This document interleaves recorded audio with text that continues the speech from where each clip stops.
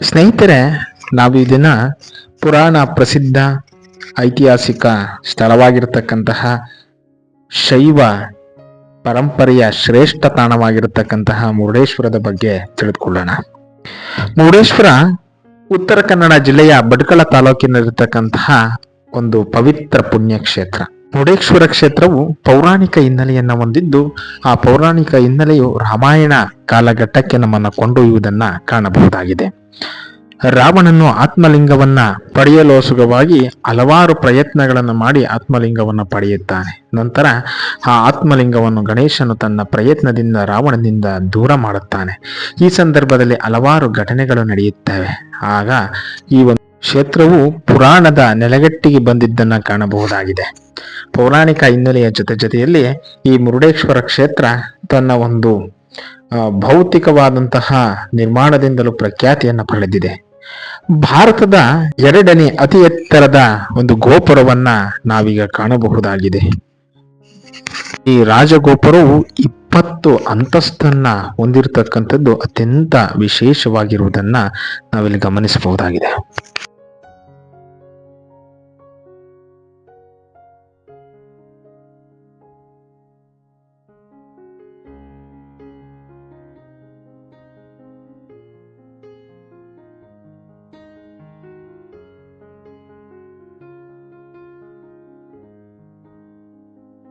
ಮುರುಡೇಶ್ವರ ಕ್ಷೇತ್ರ ಲಕ್ಷಾಂತರ ಜನರು ಭೇಟಿ ನೀಡತಕ್ಕಂತಹ ಒಂದು ಪವಿತ್ರ ಪುಣ್ಯಕ್ಷೇತ್ರ.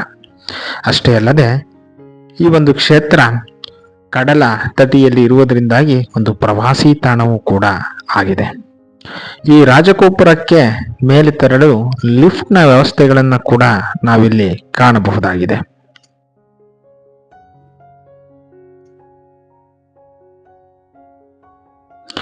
ರಾಜಗೋಪುರದ ಬೃಹದಾಕಾರದ ದ್ವಾರಗಳನ್ನು ಗಮನಿಸಬಹುದು.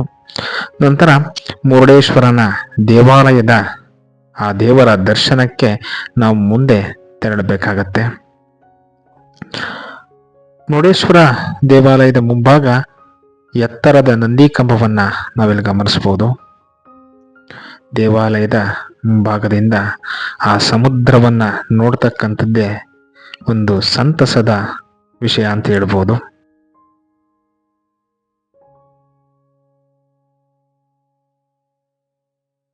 ಸಮುದ್ರದ ಒಳಗೆ ಹಾಯಿ ದೋಣಿಗಳನ್ನ ಗಮನಿಸಬಹುದಾಗಿದೆ.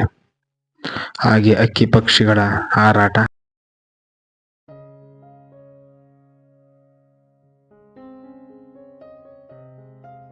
ಮುರುಡೇಶ್ವರ ದೇವಾಲಯದ ಶಿಖರವನ್ನು ಹೊರತುಪಡಿಸಿದರೆ ಉಳಿದೆಲ್ಲ ದೇವಾಲಯವು ಸಂಪೂರ್ಣ ಶಿಲೆಯಿಂದ ನಿರ್ಮಿತವಾಗಿರತಕ್ಕಂತಹ ಸುಂದರ ದೇವಾಲಯವಾಗಿದೆ. ಅಲ್ಲಲ್ಲಿ ಹಲವಾರು ಶಿಲೆಗಳನ್ನ ನಿರ್ಮಿಸಿರುವುದನ್ನ ಕಾಣಬಹುದಾಗಿದೆ.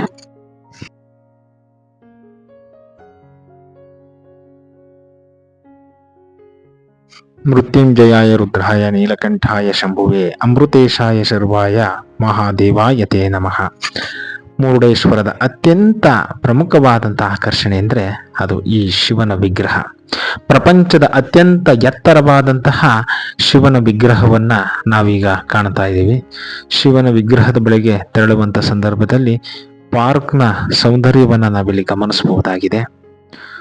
ಉತ್ತಮವಾದಂತಹ ವಾತಾವರಣವನ್ನ ಇಲ್ಲಿಂದ ಸಿಬ್ಬಂದಿಗಳು ನಿರ್ಮಾಣ ಮಾಡಿರುವುದನ್ನ ಕಾಣಬಹುದಾಗಿದೆ. ಸ್ವಚ್ಛತೆಗೆ ಹೆಚ್ಚಿನ ಒತ್ತನ್ನ ಕೊಟ್ಟಿರುವುದನ್ನು ಕೂಡ ಇಲ್ಲಿ ಗಮನಿಸಬಹುದಾಗಿದೆ.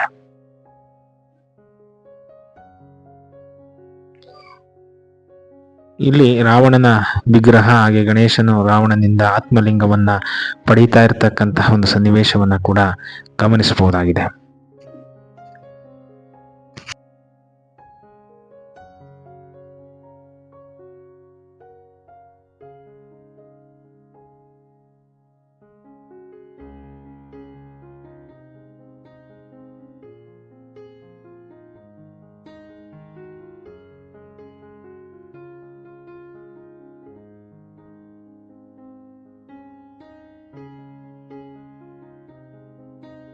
ಪಕ್ಕದ ಪಾರ್ಕ್ನಲ್ಲಿ ಅರ್ಜುನನಿಗೆ ಶ್ರೀಕೃಷ್ಣ ಪರಮಾತ್ಮನು ಭಗವದ್ಗೀತೆಯನ್ನ ಬೋಧಿಸ್ತಾ ಇರತಕ್ಕಂತಹ ಒಂದು ಸನ್ನಿವೇಶದ ಚಿತ್ರಣವನ್ನ ಇಲ್ಲಿ ಸಿಮೆಂಟ್ ಕಲಾವಿದರು ಅತ್ಯಂತ ಆಕರ್ಷಣೀಯವಾಗಿ ನಿರ್ಮಿಸಿರುವುದನ್ನ ಕಾಣಬಹುದಾಗಿದೆ.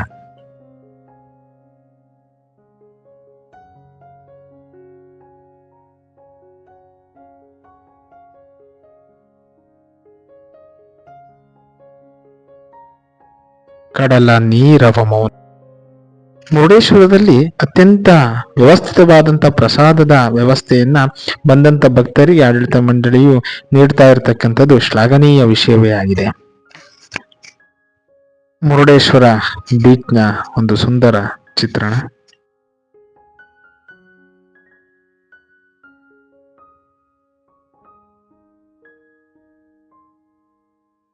ಈ ಒಂದು ವಿಡಿಯೋ ನಿಮಗೆ ಇಷ್ಟವಾಗಿದ್ದರೆ ಈ ಚಾನಲ್ನ ಸಬ್ಸ್ಕ್ರೈಬ್ ಮಾಡಿ, ಲೈಕ್ ಮಾಡಿ, ಶೇರ್ ಮಾಡಿ ಮತ್ತು ಕಮೆಂಟ್ ಮಾಡಿ. ಮತ್ತಷ್ಟು ವಿಡಿಯೋಗಳನ್ನು ಮಾಡಲಿಕ್ಕೆ ಪ್ರೇರಣೆಯನ್ನು ನೀಡಿ ಅಂತ ಕೇಳ್ಕೊತ ನನ್ನ ನಮಸ್ಕಾರಗಳನ್ನು ತಿಳಿಸ್ತಾ ಇದ್ದೇನೆ.